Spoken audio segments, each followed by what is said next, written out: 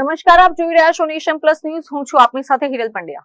વડોદરાના જાણીતા એડવોકેટ હિતેશ ગુપ્તા ચર્ચામાં આવ્યા છે. એડવોકેટ હિતેશ ગુપ્તાએ અકોટા પોલીસ સ્ટેશનમાં એક અરજી આપીને એક અન્ય એડવોકેટ તેઓને ફસાવવાનો કારસો ઘડી રહ્યો હોવાની આશંકા વ્યક્ત કરી છે.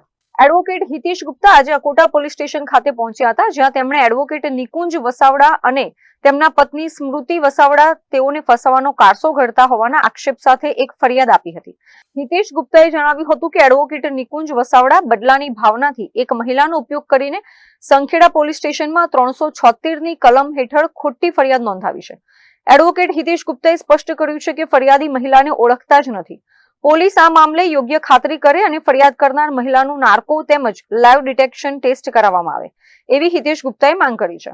આજરોજ સવારે જ્યારે વડોદરા વકીલ મંડળની 3 દિવસથી જે હડતાલ ચાલુ હતી તેથી 3-4 દિવસથી તો હું કોર્ટ નહોતો જઈ શક્યો, પરંતુ આજે જ્યારે સારા સમાચાર આવતા વડોદરા વકીલ મંડળની જ્યારે હડતાલ સમેટાઈ ગઈ અને તેવામાં રાબેતા મુજબ જ્યારે કોર્ટ ચાલુ હતી, હું પોતે મારે આજે નામદાર સેશન્સ કોર્ટમાં તેમજ અન્ય કોર્ટોમાં ઘણા કામો હતા, એટલે હું જ્યારે કોર્ટમાં પહોંચ્યો ત્યારે એડવોકેટ નિકુંજ વસાવડા તથા તેમની પત્ની સ્મૃતિ આ બંને જણા હું જે કોર્ટોમાં જાઉં મારી પાછળ ફરવા લાગ્યા.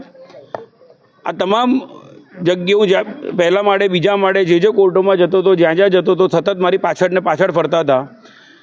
આ રીતે એમને ફરતા જોઈને મને જે શંકા ગઈ હતી, એટલે મેં આ બાબતે ડિસ્ટ્રિક્ટ કોર્ટના રજિસ્ટ્રારશ્રીને પણ રજૂઆત કરી કે આ કંઈક અજુગતું વર્તન મારા ધ્યાનમાં આવ્યું છે આજે. અને ત્યારબાદ જ્યારે હું મારા કોર્ટનું કામ પતાવીને મારા પત્ની સાથે અને અન્ય જુનિયર સાથે જ્યારે મારી 4-વ્હીલર ગાડી લઈને કોર્ટમાંથી હું બહાર નીકળતો હતો, ત્યારે પણ સતત મારી ગાડીનો પીછો કરી મેં ખાતરી કરવા માટે જ્યારે એક રાઉન્ડ બી માર્યો ત્યારે પણ મારી ગાડીની પાછળ સતત ફર્યા છે. અને પછી એક્ઝિટ ગેટ ઉપર મારી ગાડીની આગળ ઊભા થઈ ગયા અને સ્મૃતિબેન મારી ગાડીની આગળ ઊભા રહીને મને બહાર નહોતા જવા દેતા. તેવામાં સ્થળ પર જે મહિલા કર્મચારી, જે પોલીસ કર્મચારી સિક્યુરિટી માટે હાજર હતા, તેમને ખસવાનું કીધું, પરંતુ એ બેન માન્યા નહીં. પાછળ એક PCR વાન બી હતી જે બહાર નથી નીકળી શકતા. અને ત્યારે આ ખોટી રીતે અને ગેરકાયદેસર રીતે જે રીતે મને આ લોકોએ અટકાવ્યો હતો, એટલે મને ચોક્કસ ખાતરી હતી કે આ લોકોના મનમાં કશુંક ચાલી રહ્યું છે. અને પાછળ હું રિવર્સ, મારી પાછળની PCR વેને રિવર્સ મારી, મેં પણ રિવર્સ મારી ગાડી. અને અમે એન્ટ્રી દ્વારેથી આશરે 1:45 વાગે પહેલાં PCR નીકળી અને PCRની જોડે જ સતત એની પાછળ મેં મારી ગાડી રાખેલી હતી. અને હું જ્યારે બહાર નીકળતો હતો તો એકાએક વકીલ નિકુંજ વસાવડા મારી 4-વ્હીલર ગાડીના ડ્રાઈવર સાઈડ ઉપર પોતાની 2-વ્હીલર ગાડી લઈને એકાએક એને અથાડી દીધી. અને મેં બિલકુલ રોકાયો નહીં. એમને મને રોકવાના બહુ પ્રયાસ કર્યા. નિકાસ દ્વાર ઉપરથી એકદમથી દોડતા સ્મૃતિબેન રોડની વચ્ચોવચ આવીને મારી ગાડીની આગળ આવીને રોકવાનો પ્રયાસ કર્યો, પરંતુ હું ઊભો ના રહ્યો. અને ત્યારબાદ આ તમામ બાબતે આ લોકોનું જે પ્રવૃત્તિ રહી છે એ પ્રવૃત્તિની મને ખાતરી છે, કારણ કે સપ્ટેમ્બર 25માં એ લોકોએ બાપોદ પોલીસ સ્ટેશનમાં એક એડવોકેટ ભૂપેન્દ્ર પ્રજાપતિ સામે એક 376ની ફરિયાદ નોંધાવેલી હતી. તેમાં એ ફરિયાદની અંદર ભૂપેન્દ્ર પ્રજાપતિના મેં જ વકીલ તરીકે જામીન મેં જ કરાવડાયા હતા. ત્યાર પછી નવાપુરા પોલીસ સ્ટેશનમાં 12 તારીખે એક ફરિયાદ નોંધાઈ છે અને એમાં લગભગ 15 જણા સામે 2 FIR નોંધાઈ છે, જેનો પોક્સો કેસ નંબર 40/26 અને 41/26. સ્મૃતિબેન અને એમનો સગ્ગો ભાઈ એક જ દિવસે 2 FIR પોક્સોની રજીસ્ટર કરાવે છે.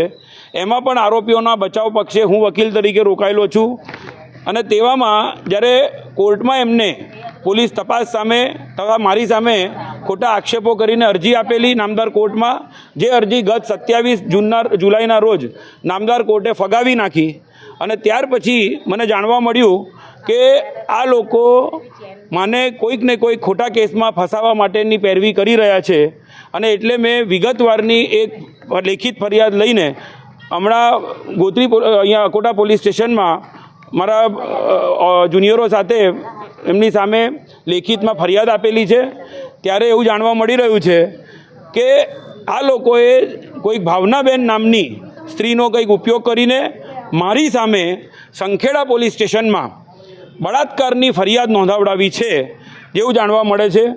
સંખેડા પોલીસ સ્ટેશન આ બાબતે ખાતરી કરે અને ખરેખર મારા મોબાઈલમાં કે મારા સર્કલમાં હું ક્યારેય કોઈ ભાવનાબેન નામની કોઈ સ્ત્રીને જાણતો નથી, કોઈને ઓળખતો નથી, પરંતુ 376ની આક્ષેપોવાળી જે લોકોને ટેવ પડેલી છે ખોટી ફરિયાદો કરવાની, મેં મારી અરજીમાં લખીને આપ્યું છે કે મારી સામે કોઈપણ પ્રકારની ફરિયાદ આવે તો ફરિયાદ કરનારનું પહેલાં નાર્કો ટેસ્ટ કરાવવામાં આવે, લાઈ ડિટેક્શન ટેસ્ટ કરાવવામાં આવે, અને જો મને કોઈપણ પ્રકારે ખોટી ફરિયાદમાં ફસાવાના કોઈપણ કારસા રચવામાં આવશે તો હું તમામ બાબત સાઈડ પર મૂકીને મારી સામેની ફરિયાદ પોલીસ પુરવાર કરે અને જ્યાં સુધી મારા સામેના કોઈપણ જો પુરાવા મળી જશે તો હું વકીલાત ત્યાગી દઈશ, ક્યારેય વકીલાત નહીં કરું.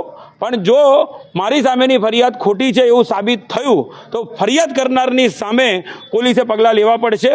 અને તેથી મારી સામે અગર કોઈપણ વ્યક્તિએ કોઈપણ પ્રકારની જો ખોટી ફરિયાદ નોંધાવી છે તો એક વાત બહુ સ્પષ્ટ છે, ફરિયાદ કરનાર વ્યક્તિ કોણ છે અને કોણ ષડયંત્રકારો છે જેમને આ ફરિયાદ નોંધાવી છે. મારું પોતાનું પણ જો મને નાર્કો ટેસ્ટ કરાવવાનો આવશે હું જાતે મારા ખર્ચે નાર્કો ટેસ્ટ કરાવીશ. પરંતુ હવે 376 બળાત્કારના ખોટા કેસો કરવાની જે લોકોને ટેવ પડેલી છે એ લોકો જો અગર હું નિર્દોષોના જેનો કેસો લડું છું, હવે જો મને જ એ લોકો 376 જેવા આક્ષેપોમાં ફસાવવા માંગતા હોય તો હું ડરું એમાંનો નથી. આ કેસમાં જે લોકો સંડોવાયેલા છે, નિકુંજ વસાવડાની સાથે જ્યારે અહીંયા પોલીસ સ્ટેશનમાં આવ્યા ત્યારે એક અંકિતાબેનનો કેસ જેમની સામે એમના હસબન્ડ છે અભિષેક મિશ્રા કરીને, એમની પણ સામે હું સતત લડી રહ્યો છું. અભિષેક મિશ્રા એ પણ આ લોકોની સાથે જ સંડોવાયેલા છે. અહીંયા એ બી નિકુંજ વસાવડાની જોડે આવી ગયા છે. ત્યારે એક વાત સ્પષ્ટ છે કે જે કોઈ લોકોના વિરુદ્ધમાં હું કેસ લડી રહ્યો છું એ તમામ લોકો એકજૂટ થઈને મને એક ખોટા કેસમાં ફસાવાનો કારસો રચી રહ્યા છે. સંખેડા પોલીસની સામે મેં આશીષ જોશી કોર્પોરેટરના પ્રકરણમાં ઘણા મુદ્દાઓ સામે લાવ્યો હતો. સંખેડા પોલીસ સ્ટેશનની જો અગર સિલેક્શન કરવામાં આવ્યું છે તો ક્યાંક ને ક્યાંક મારી ઉપર નોંધાયેલી ફરિયાદના સીધી રીતે તાર કોર્પોરેટર આશીષ જોશીની સામે જે કેસ થયેલો હતો એ કેસની સાથે જ જોડાયેલો એ કેસ છે. મેં નામદાર હાઈકોર્ટમાં આશીષ જોશીની રીટ પિટિશન દાખલ કરેલી છે જેની સુનાવણી આગામી 25 ઓગસ્ટના રોજ છે. ત્યારે મારી સામે જો સંખેડા પોલીસ સ્ટેશનમાં જો ગુનો નોંધાવવાની વાત આવતી હોય તો આ સમગ્ર મામલે રાજ્ય સરકાર અને પોલીસ તટસ્થ અને ઊંડાણપૂર્વક પ્રથમ તપાસ કરે અને જો કોઈક વ્યક્તિએ બળાત્કારના હથિયાર તરીકે મારી સામે ખોટો ઉપયોગ કર્યો હોય તો ષડયંત્રકારોની સામે પગલાં ભરવા પડશે. નહીં ભરે તો હાઈકોર્ટ કે સુપ્રીમ કોર્ટમાં બી જવું પડશે તો હું જઈશ. અત્રે ઉલ્લેખનીય છે કે હિતેશ ગુપ્તાની ફરિયાદને લઈને એડવોકેટ નિકુંજ વસાવડા અને તેમના પત્ની સ્મૃતિ વસાવડા પણ અકોટા પોલીસ સ્ટેશન ખાતે પહોંચી ગયા હતા અને પોલીસ સ્ટેશનની બહાર હોબાળો મચાવ્યો હતો. Chirag Patel, nation plus news, Vadodara. સમાચારોના સતત અપડેટ મેળવવા માટે અમારી નેશન પ્લસ ન્યૂઝની યુટ્યુબ ચેનલને સબસ્ક્રાઇબ કરો, બેલ આઇકન દબાવો અને જોડાયેલા રહો ફેસબુક, ઇન્સ્ટાગ્રામ અને ટ્વિટર પર.